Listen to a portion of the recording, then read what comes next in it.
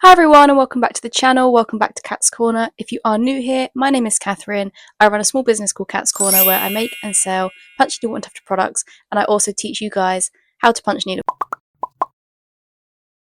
If you've ever seen the fluffy, textured designs and pieces of art and all the little loops and everything like that, and you've always wondered how on earth do you even make that, then this is the video for you. I'm literally going to be diving into Punch Needle 101 and hopefully giving you all the information that you need to start punch needling. See it as like a beginner's guide to punch needle. So whether you're completely new to the craft or you just need a refresher or you're already fully into your punch needle journey and you want to just see if there's anything you may have missed or anything you can expand on, then again, this video is going to be for you.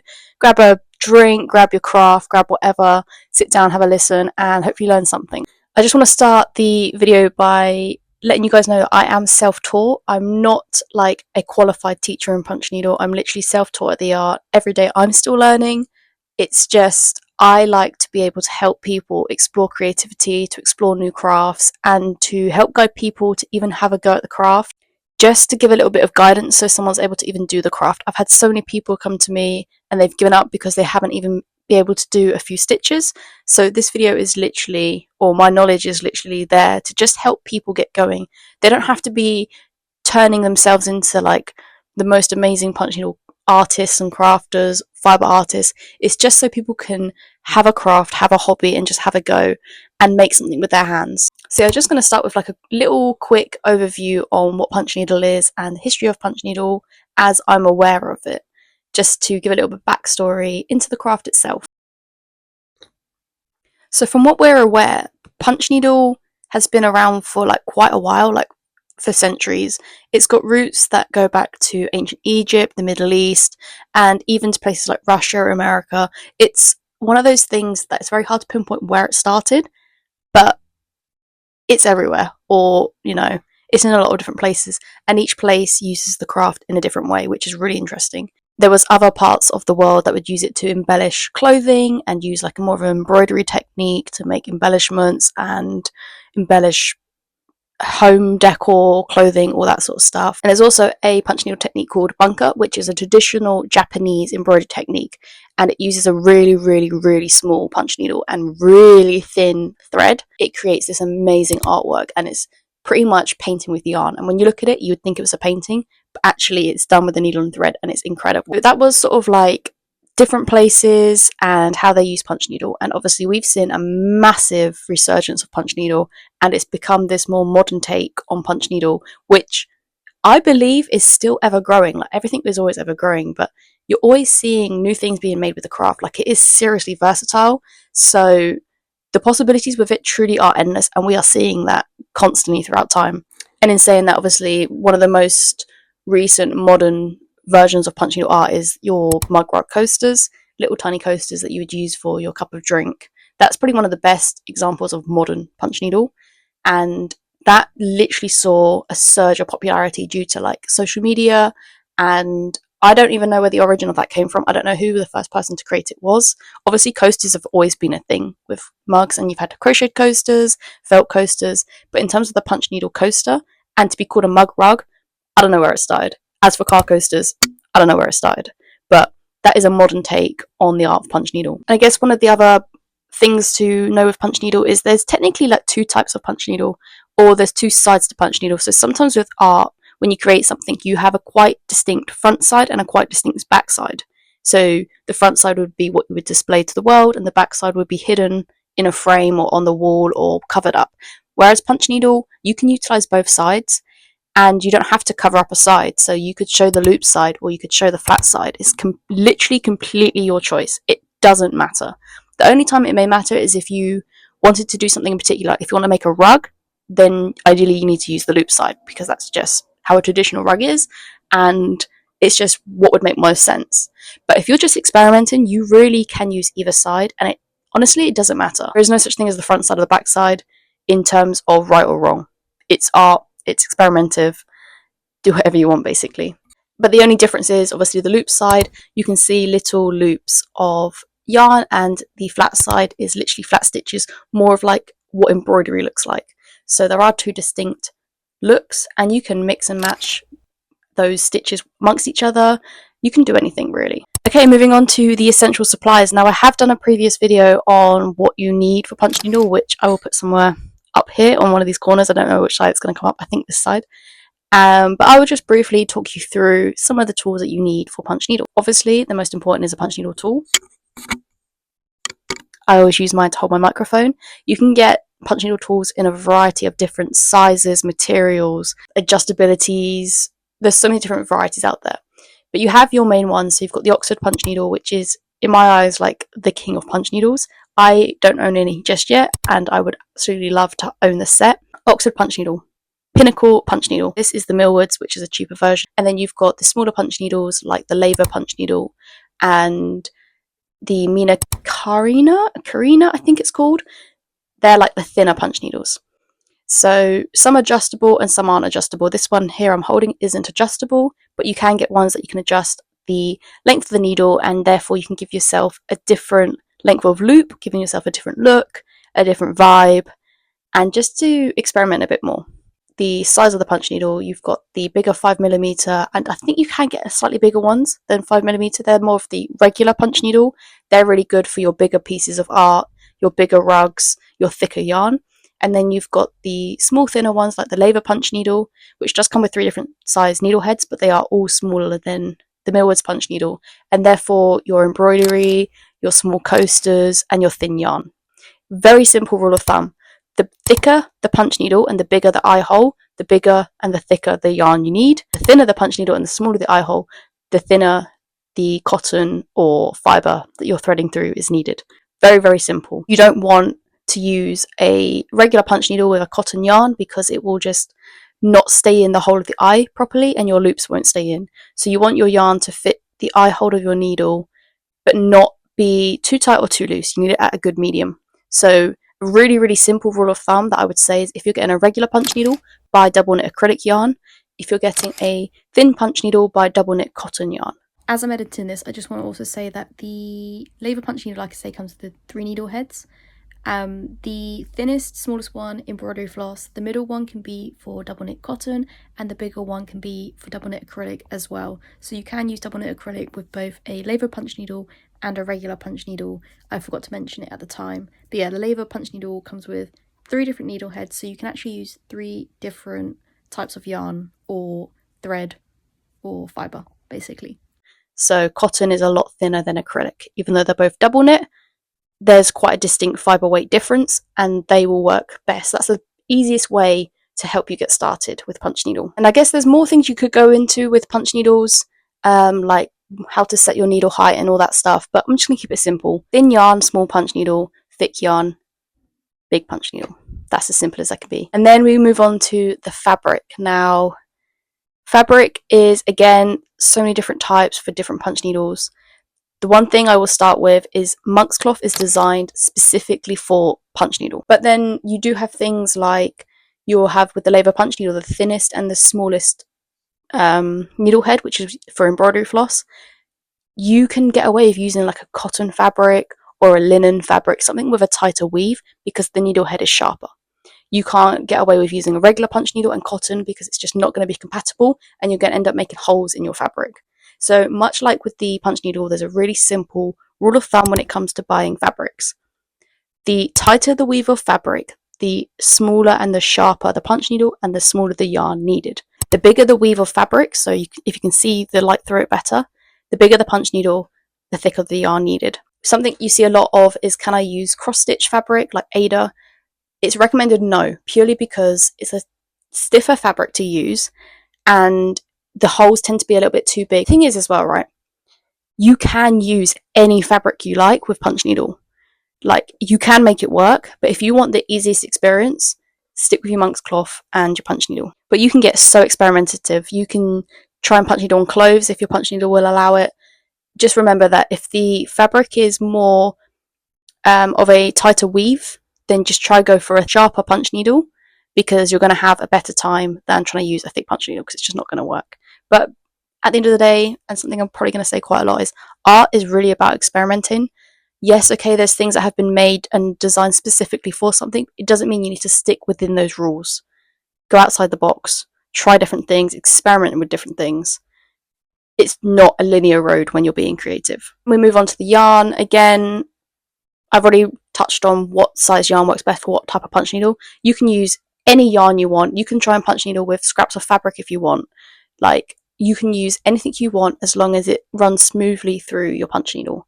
That's as simple as it is. As long as it runs smoothly through your punch needle and the yarn isn't too thick or thin for your fabric you're using, you can use whatever you want. There's so many different types of yarn out there, so again, get experimentative, use different yarns within one piece, do different needle lengths and yarns, whatever you want. And then we move on to either using a hoop or a frame. Completely down to you preference. I use both personally. I use different types of frames. I've done a YouTube video about frames. I use different size hoops. I use different material hoops. You can use whatever. Obviously, the most inexpensive way is to start with maybe an embroidery hoop because it's a cheaper alternative and you can work on a small scale. But if you want to start working on a bigger scale, you're going to need a bigger frame. I always recommend making your own frame because that way you can make it to the size you want. Or you can just use a photo frame. That's the best way. Get a photo frame that's already in your house, staple some fabric to it, make your rug, take it off, reuse that frame as many times as you want. Embroidery hoops, frames, gripper frames, DIY options. There's so many different options for frames, and you can just get whatever fits you and your art the best. And whatever is most in your budget or whatever's easiest for you to store, completely, utterly your choice. Everything works. Some things work better than others, granted, but everything does work. And there's a few optional extras that you could think about. Simple things like yarn threader, scissors, and some way of transferring your designs, like with pens and stuff. That's all pretty self-explanatory. But then if you're doing things like making mug coasters, you're going to want a hot glue gun and hot glue and some sort of backing fabric, so felt or anything you want to use to back your design. So now I'm just going to talk you through the steps of punch needling. So the first things first is to set up your frame. So whether you're using a hoop or a wooden frame, whatever you're using, you just need to remember a few things, and that is, most importantly, is to get your fabric as tight as possible. It needs to feel like a drum. It needs to have that resistance. If you have sagging fabric, it's going to be very, very difficult to work. Physically, it's going to be painful and it's going to be physically difficult, like the loops won't stay in. It'll be hard to draw on because your fabric would have sagged. Think of a canvas. That's how you want to go. Nice and drum tight. So a few tips for making sure the tension is tight. If you're using an embroidery hoop, get the screw as tight as possible. If you need to, use some pliers or a screwdriver and gently pull the fabric around so you're getting that drum. If you're stapling to a frame, put a few staples in on each side and then go on each side of it and really pull and staple that fabric as tight as possible. Pull it really tight and staple. If you need to use hundreds of staples, do it just to make sure it's really, really tight. And then likewise with a gripper frame, pull your 4 sides and then work on each side slowly, pulling that fabric really tight. And the thing with a gripper frame is you can retighten as you go. Yeah, that's basically as simple as it is to get the fabric onto your frame. And then how are you going to transfer your design? So many different ways of doing this depending on what is most accessible for you. You could freehand draw onto there if you're any good at that. You could use a light box, or you could use your computer or your iPad as like a light box underneath and trace your design through. You could print off your design, use a window with the light coming in from behind to trace it.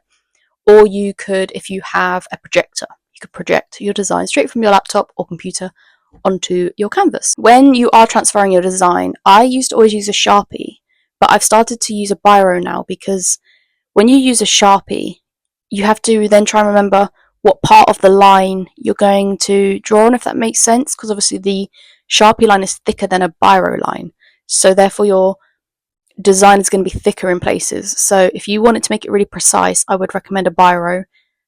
It's hard to explain, but yeah, you'll have more room to work with, if that makes sense. And another big tip when you are transferring your design, if you're doing something that involves text or it needs to be a certain way, make sure you mirror your design before you draw it on your canvas if you're using the loops. So if you're planning on making a looped rug, mirror your design on your laptop before you draw your design, because the side you work on when you punch needle is always the flat stitch side. So that means the opposite side, which is the loop side, is going to be reversed of what you're working on. If you are working on an embroidery side piece, you don't need to flip your design because what you see is what's going to be the final piece. If you're making a rug, make sure you flip your design. I've been caught out so many times. Just keep that in mind that you need to flip your design before drawing it onto your fabric. I would always recommend sticking with like a really simple design like a heart or a flower at the start, so you don't have to worry about mirroring designs. You can just draw your design and just have a go and see how it looks. So the next thing is to thread your punch needle again. I think what I'll do is in the description of this video, I will try and link all the videos that I've already made that talk through each of these steps in more detail. But to thread your punch needle, there's a few different ways of doing it, but you need to make sure that the yarn is going up the bottom of the punch needle and out the small end, the small hole, not the bigger hole. If you don't thread your needle properly, your stitches probably won't stay in. But yeah, so it will need to look like it's gone through the small hole and down and out the handle. That is how you thread your punch needle. You'll also be able to test to see if the yarn gets caught. If you find, especially when you're using acrylic yarn, that your yarn feels like it's getting snagged on, if you're using a wooden punch needle, take your yarn out, get a bit of sandpaper and sandpaper the inside of the handle, because I found sometimes that the inside isn't very smooth, so your yarn might be getting snagged on like the little bits, and therefore your loops aren't staying in. So if it does feel like that, just sandpaper the inside of your punch needle, especially these Millwoods regular punch needles, and it will help to stop your yarn getting snagged, and therefore your loops will stay in. That's something I just discovered on my own. Everything else I was doing was okay, but I couldn't work out what was happening, and it was literally getting snagged. And every now and again, have a look down your punch needle and see if you need to clean out any loose strands of yarn that are in there, because they will build up. You want to make sure it's nice and clean. And then we move on to the actual art of punch needles. So it seems like it took a while to get here, but there are a few things you need to know about beforehand. I have said this so many times before. When I first started doing punch needle rugs, I nearly gave up because I couldn't understand what was going wrong. And I had threaded the needle properly, but I hadn't done anything else. Anything else was wrong. My fabric wasn't tight enough, and my yarn was not loose enough. And I honestly nearly gave it up. I couldn't really find any help that I needed, and it was through trial and error and consistency in trying it again and again to work out what had gone wrong. So your fabric's tight, your design is on there, your punch needle is threaded. Next thing you need to make sure is that your yarn is really loose. So pull out quite a bit from the ball of yarn so it's nice and loose. Too tight, your stitches won't stay in. So make sure your yarn is loose and make sure it's not going to get trapped under anything, because if it gets trapped under your scissors or something on the desk, it would just not continue, basically. So make sure the yarn is really loose and there's nothing in the way of it. Holding the punch needle. You want to hold the punch needle like a pen. You want to make sure that the yarn is behind where you're working. So the little tail that comes out of the end of the punch needle, you want to make sure that's behind where you're working. Make sure it's not too short as well or too long, because if it's too short, you'll eventually just, the yarn will come out. So make sure your tail is a decent length to start with, and make sure it's behind you.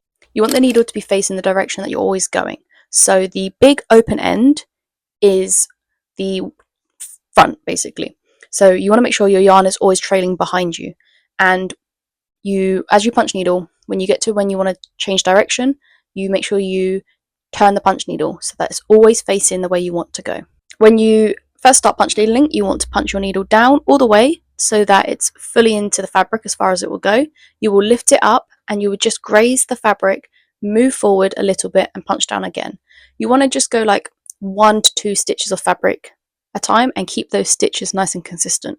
The more consistent your stitches, the better the piece will look, and also the smaller the stitch line, so the shorter the stitches basically, the more loops you're going to have on the other side. So I always recommend the outside of your design to have really short stitches so you fit lots and lots of loops in it. The more you fill up, the more you can make your stitches a little bit bigger, because it doesn't matter so much. But the outside, especially if you're then making it into a coaster, you want to make sure those stitches are really short, and then you've got loads and loads of loops. Obviously, if you're using the flat side as your final piece, if you make your stitches inconsistent, you're going to see it, because obviously the flat side is your shown piece. So if you are doing the flat side as your final piece, just try and keep those stitches more consistent. You don't have to worry about your shorter ones around the outside. You just want to make sure that they're more consistent in length, unless you're doing like experimentative long stitches, short stitches for effect and design. Keep them consistent in size so that it just looks better. When you start getting into punch needle, you're going to be able to pick up a rhythm, and you'll be able to know like what speed you can go at. When you're starting, just keep it nice and slow. Keep it very mindful, because if you try and do it too fast, your stitches won't stay in. But at the start, it's absolutely okay to be working slow. It's fine that it's going to take you a while, because you are a beginner. Like, you're not going to just, I mean, some people might be able to pick it up straight away, but so that you don't overwhelm yourself and give up, just start slow. Keep those stitches nice and slow and consistent, and just be mindful about where you're punching down and lifting up, and that way you will have more success. When I say don't lift up too far, if you punch down your needle and then you go to do your next stitch but you pull it up too far, you're just going to pull out what you've already done. A good rule of thumb is to work as close to the fabric as possible. When you lift your needle out of the fabric, you honestly just need to lift it enough so that you can move your needle forward and then down again. Very, very simple. So I think that covers the stitch length with spacing and making sure that you are punching in the direction, and how to prevent your loops coming out. I think that covers mostly a lot of the basics of the actual craft of punch needle. There's things like, if you're using a bigger punch needle, your stitches can be longer. If you're using a smaller punch needle, your stitches need to be shorter, purely because of the thickness of the yarn. If you're using a bigger punch needle like the regular punch needle, you can get away actually with threading 2 strands of acrylic through it, because it A, makes your work quicker, and B, it makes your loops on the other side more consistent in length, because the yarn is fitting the needle better. But again, that's all something you can experiment with and try with. I'm just trying to think of any other like mistakes or problems people have in the actual punch needle process. I think that covers pretty much a lot of it. When you're coming to changing colour, it's as simple as just lifting up your needle, snipping the yarn, rethreading the needle with a new colour, and just going again. You don't have to tie them together. That reminds me, you don't have to tie off the ends of punch needle like you would sewing. The concept of punch needle is that when you're using like monk's cloth, let's say an Oxford punch needle, and rug yarn, all of those together with the right technique means that the loops will keep themselves in the fabric. You don't need any adhesive on the back. You don't need to tie off anything. The art is designed, or the craft is designed, to be a functional piece like a rug. So the loop of yarn will be held in place by the fabric. So what monk's cloth does is, as you punch down, the hole you've made opens a bit. As you make it into a loop, the fabric closes back around. So you are making a hole, but it's just a hole that's then going to shrink again around your yarn. You're not making holes that are then everything's going to fall out. So yeah, you don't have to tie off anything and leave your little yarn tails on the back, or you can snip them down. It's completely up to you. But the craft is there with the technique to not need to tie anything, because it just holds itself in place. It's as simple as that. It just holds itself in place. So that then brings me on to finishing your piece. So let's say we're doing a mug coaster, for example. When I first started, I did used to put PVA glue on the back and then let it dry. I've recently stopped doing it because, like I said, A, with the right technique and tools, you don't need any glue. B, it saves me a step. C, it's one less artificial, in a way, thing used, if that makes any sense. It feels like I'm simplifying it a bit more. You don't technically need any glue. The only time I'd recommend using some sort of glue is if you're using a tufting machine and a cut pile gun and you're turning it into a rug, because the difference there is, without going too much into it, your strands aren't looped, they aren't held in place. It's just literally a piece of yarn that's sort of just held in a U shape, so it's easy for it to be pulled out. So that's the only time I would then recommend using a glue. But otherwise, for punch needle loops, it's not needed. It doesn't need to be there. Okay, save yourself some time and omit that step completely. Obviously, again, completely anyone's choice. It's up to you what you do. I've just stopped doing it because I just have. Reasons being before. One thing I do, and I haven't changed this, and again, you can swap this out for a different technique, is I do use a hot glue gun to fold the edges of the monk's cloth down and then to glue the felt on the back. The reason being is it's just quicker and easier than me to sew it all, but you don't have to. You can, when you finish your design, you can fold your monk's cloth over, iron it down, and then sew it to the design. You can then hem, I think it's called hem, the inside piece so that the fabric doesn't fray, because monk's cloth is very, very, very, very much known for fraying, which takes me back to a previous point.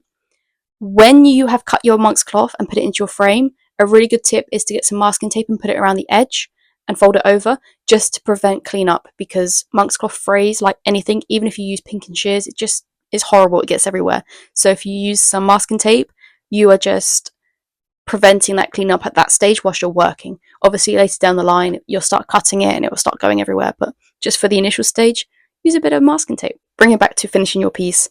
You will find videos online. If you look up Oxford Punch Needle, their YouTube channel, you will see ways that you can back your punch needle piece without using any glue at all. I have also done a video, I think, for my Patreons on this, showing you like a no glue fully sewn technique. It does give you a completely different vibe and feel. It feels a lot more handmade than the hot glue, but the hot glue is just an easier way of doing it, and you don't need any sort of technical skills really. It's just gluing and sticking, basically. Backing fabric, I tend to use felt for things like coasters. If I'm making anything that goes on my wall personally, I don't bother backing it. I will just do the glued edges and then that's it, because it's going on the wall, it's not being touched, it doesn't need any upkeep, it's a step I don't need, basically. Or if I'm making my own coasters for myself, again, I probably won't always felt them.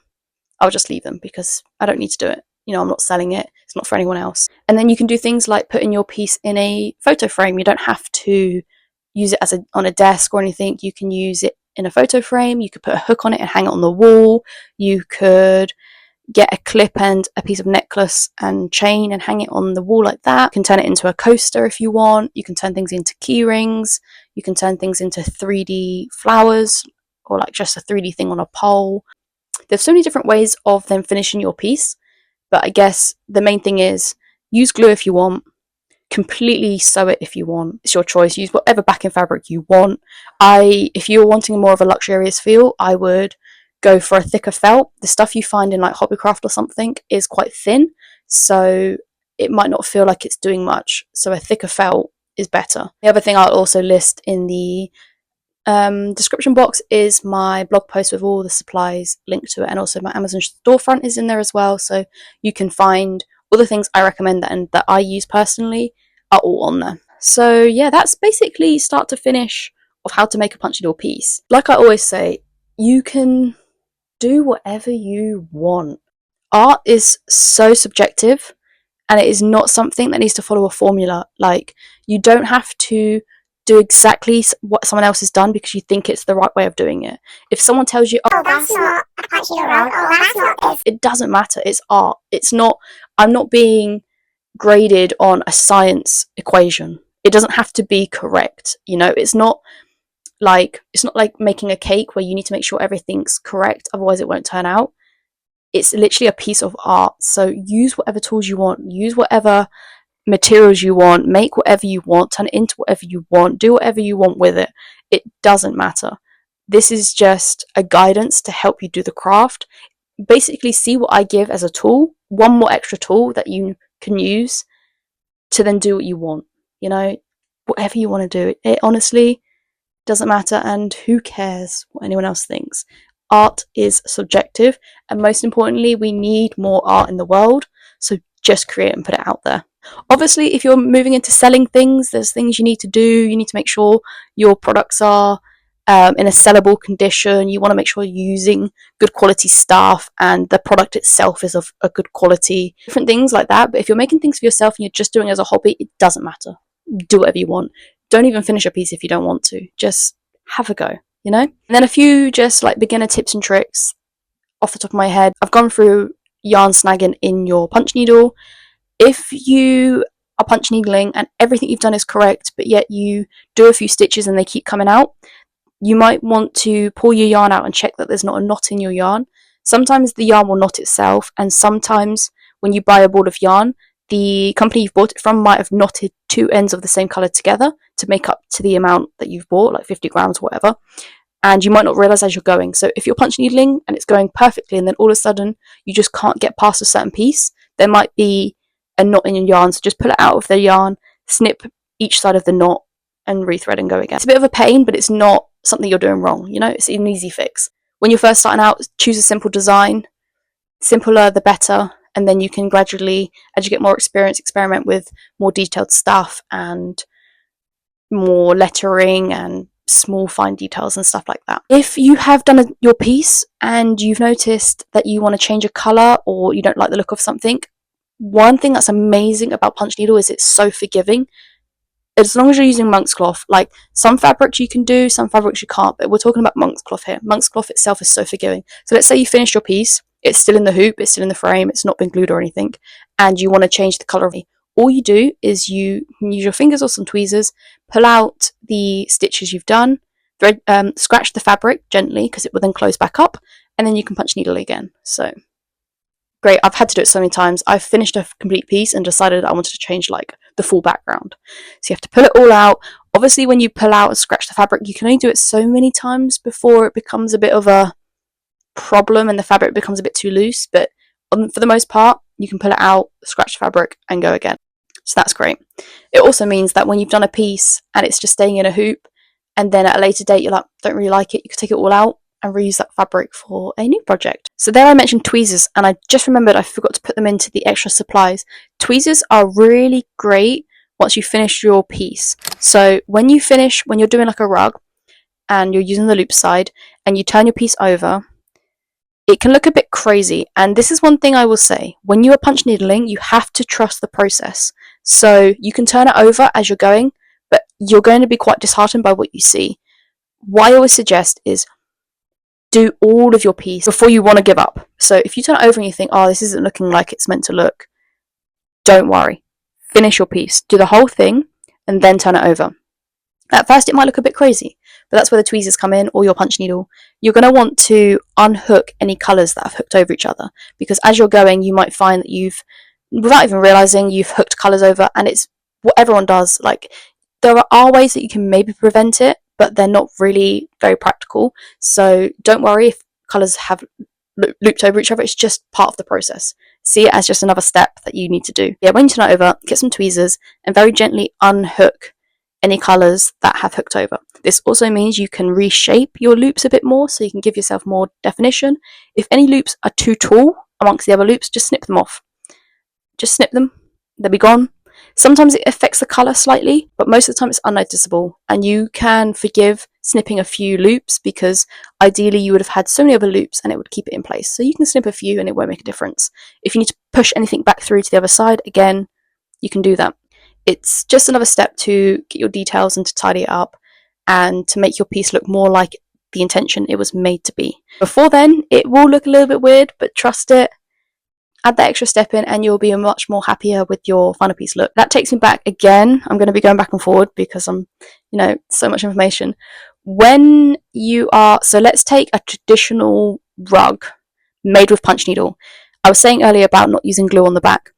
When you have a traditional rug, I don't even know if it's traditional, I'm just using that word, but when you've done a rug with punch needle and you're using it for a functional use, literally to go on the floor, and it's made with high quality fabrics and everything, one of the reasons, or a few of the reasons why they're not backed, is because it's easier to clean. So if you think about it, you've got your loops and the other side is unbacked. That means any dirt is going to get pushed straight through. It's not going to get stuck. It also means when you clean it, you can push out any dirt, whether you need to brush it down or anything, you can get rid of that dirt. If you've put a layer of glue and a backing on it, obviously your dirt is going to get trapped amongst all the layers. So sometimes you'll see rugs completely unbacked. They'll just have a bit of, I'm not sure what the word is, it's a bit of twill or something around the very edge just to stop the cloth from fraying, but the rest of it, where the loops are in the center of it, is unbacked, so it's easier to clean. In saying that, when it comes to punch needle and coasters, because I get asked quite a bit, are they washable?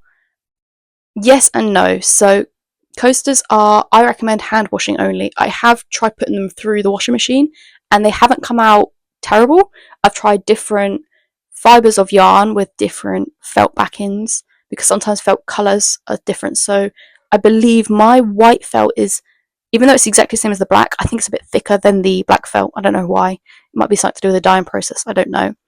But I have tried different products and different things in the washing machine and then let them dry out, and they haven't come out horrifically, but I think over time they will start to bobble, especially the felt will start to bobble and it won't be great. So I always recommend spot cleaning, hand cleaning, very, very, very gentle cleaning. Spot cleaning is where it's at, basically. There's loads of other things I can go into about coasters and about like how to use them properly, but I've got a section on my website all about rug care, which you're more than welcome to look through. It's handmade. You have to remember it's handmade. It's not factory made. Everything's handmade. We're making it unique. We're making it by hand. We're making it as best as we can to be as durable as we can, but it is art. Okay, remember that. It is art at the end of the day. And then there's just simple things like, where can you get your inspiration from? You can get your inspiration from wherever. People ask me where I get my inspiration from.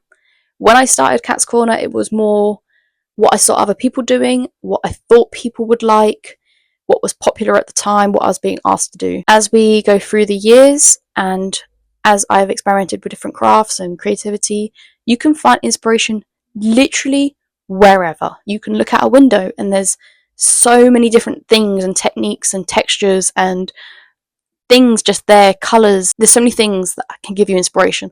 But if you want a bit more of a less worldly thing, you can look on Pinterest, you can look on social media, you can get inspiration and pull inspiration from different things. You can go to a library, you can find a punch needle book, you can find a book about anything, any nature thing or anything. It doesn't have to be art, it can be anything, architecture, whatever you want, and you can incorporate different things and pull different things from inspiration wherever. You could even find inspiration from a conversation with someone. Like, they could say one word and you could think, oh, that's a cool word, or I can use that word and make a piece of art based on that word. That's what art is. Art is inspiration being pulled from wherever. Again, it's subjective, so you could make a piece because it's been inspired by the word happy, for example. Someone could see it, interpret it a different way, and get something different from it. That's their prerogative. You've done your piece. You have made the art and put it out there. The way people perceive that art is completely in them. And that's fine, and that's also great and beautiful that is a thing. You can make one piece, 5 people could see it in different ways. That is the beauty of art, okay? It's not to be boxed. Pick it up, have a go, and see what happens. Where to shop for supplies. I have mentioned I have a blog post and an Amazon storefront with the supplies that I use. I also sometimes sell punch needle kits, and I also have a very, very limited amount of supplies on my website. We've got a punch needle, we've got a hoop, we've got a few kits, we've got my ebook, and we've got the ebook, by the way, is like a guide to punch needle if you need everything in written form. And we've got some digital templates that you can purchase, print off, draw out.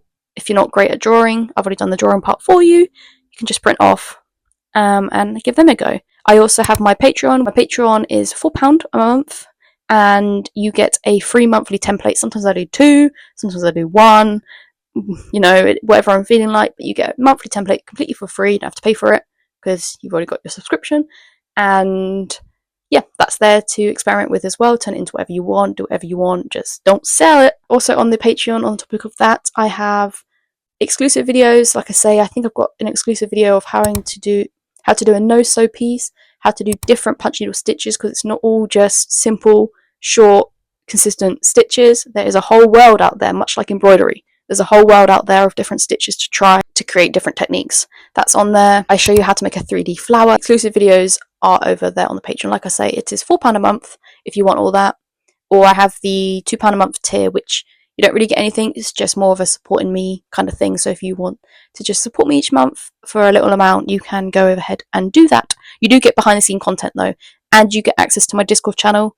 But the Discord channel is a bit quiet at the moment. We're focusing on Patreon. Yeah, so if you feel like this video has made you feel more confident about trying punch needle, please do like, comment, subscribe, drop a comment. Let me know where you are in your journey. Let me know if you've got any questions. Let me know if this video helped you. And if you're looking for supplies or further help, I'll try and list everything I can below in the description. That is everything for the Punch Needle 101. I hope I've covered most things. But I'm just going to, last thing, I always say last thing so many times. I like to say there's 3 P's of punch needle. Process, practice, patience. Okay, you need to trust the process with punch needle. Don't turn it over and be scared. You need patience with punch needle. You need to have patience with the supplies you're using, with yourself. It might not be you that's the issue, it might be your supplies. So don't go straight hard on yourself. Think, maybe I'm not using the right combination of supplies. It might not be you. It might not be your technique. Process, patience, and practice. everything, practice makes perfect. You know, you have to practice these things to get better at them. I am still always practicing and learning. Learning never stops people, as in, not never stops people doing things. Learning is something that never stops, okay? We are learning every day. So don't ever think you have learned everything you need to know about Punch Needle. There's always going to be something new. It's always going to be evolving. People are always going to give different tips and tricks and advice and comments and thoughts. There's so much out there. Don't just follow what one person says. Don't just follow what I say. There's so many other people out there, and there's so many other things out there to give you more of a well-versed knowledge in the craft, or any craft for that matter, or any art. At the end of the day, just have fun, experiment, do something crafty, be proud of yourself for doing something crafty. Don't finish it if you don't want to. Don't show anyone if you don't want to. Just do something with your hands, make some art. If you want to put it out in the world, amazing, put it out into the world. If you don't, then don't. It's completely up to you. Just have fun, be experimentative, and have a great day.